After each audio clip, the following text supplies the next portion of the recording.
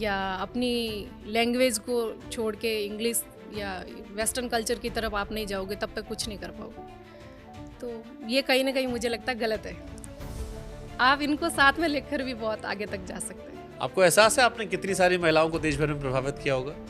बिल्कुल, और मुझे बहुत सी महिलाएं फॉलो करती है और मुझे बताती भी है कि हमने आपसे इंस्पायर्ड होके ये काम किया है। तो मुझे बहुत खुशी होती है कि मेरी वजह से अगर एक की भी जिंदगी में बदलाव आता है तो ये मेरे लिए बहुत बड़ा अचीवमेंट है। बट जब मैं आपकी कहानी पढ़ रहा था, जो आपने कहा ना कि महिलाओं को दबाया नहीं आता है, मैंने उसमें देखा कि कम उम्र में आपकी भी शादी हो गई, आपका डॉक्टर बनने का सपना था, उसे दबा दिया गया शुरू में, पढ़ाई रुक गई, बच्चे हो गए, और उसके बाद भारत पे आमतौर पर महिलाएं मान लेती हैं कि यही जीवन है। अब लड़का बच्चा हो गया, बच्चा बड़ा करो, पति बाहर से कुछ कमा कर लाएगा, बच्चों को संस्कार दो, घर परिवार देखो, बाहर कहाँ जाओगी, महिलाओं की इज्जत घर में अच्छी लगती है। ये सब चीजें हमने भी सुनी अपने आसपास। राजस्थान में थोड़ी ज्यादा सुनते हैं वहां कल्चर को लेकर। तो ये कैसे बैरियर तोड़ ले गया? कम उम्र में जैसे मेरी शादी हो गई तो कितने साल में शादी हुई थी आपकी? 19 साल, 12th करते ही मेरी शादी हो गई। 12th करते? हाँ। चलो आप बच गए। राजस्थान में बहुत बाल विवाह होता है। बिल्कुल। तो फिर मेरे बचपन से ये था कि जो माँ बाप बोल रहे हैं, जो कह रहे हैं उनके अकॉर्डिंग चलेंगे तो कहीं ना कहीं ये बेनिफिट के लिए। तो ये 19 में शादी आपकी मर्जी से हुई थी? पूछा गया था आपसे या माँ बाप ने तय कर लिया था? नहीं, मेरे दादा दादी ने डिसाइड कर लिया था और और आपको बता दिया गया? हाँ, पापा को बोल दिया कि बेटियां बड़ी हो गई, शादी कर दो। तो जो आपके पति थे उनको आपने देखा था? नहीं। पहली बार कब देखा उनको आपने? ये मत कहना शादी के दिन देखा था।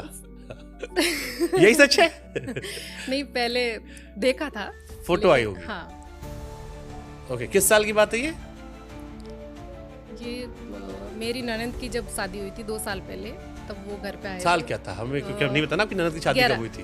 2011 में, यानी तब व्हाट्सएप चलने लगा था। हाँ, नहीं चला नहीं था, इतना एक्टिव नहीं था, व्हाट्सएप नहीं चल रहा था, वो कीपैड वाले फोन चल रहे थे। हाँ, तो आप शादी आपकी हो गई। आपको डर वर लगा उस टाइम कि यार अब सपने, क्योंकि मैं आपको जब देखता हूँ, कहानी देखता हूँ, मुझे लगता है इसके बाद क्या एक महत्वाकांक्षी महिला नजर आती है मुझे।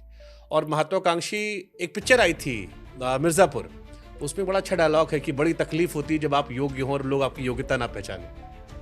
तो जब शादी वादी करवाई जा रही थी आपकी, तो आपको एहसास हो रहा था कि यार पता नहीं कैसा नया घर होगा, सपने क्या होंगे, अब क्या करेंगे, सब खत्म तो नहीं हो जाएगा? बट बहुत ऐसा डर भी था, लेकिन फिर मेरे हस्बैंड का भी उनका सपोर्ट रहा कि कोई नहीं, अगर घर वाले मना कर रहे तो छोड़ दो, हम कुछ ऐसा करेंगे जो तेरे सपने हैं, जो अचीवमेंट जो करना चाहती है।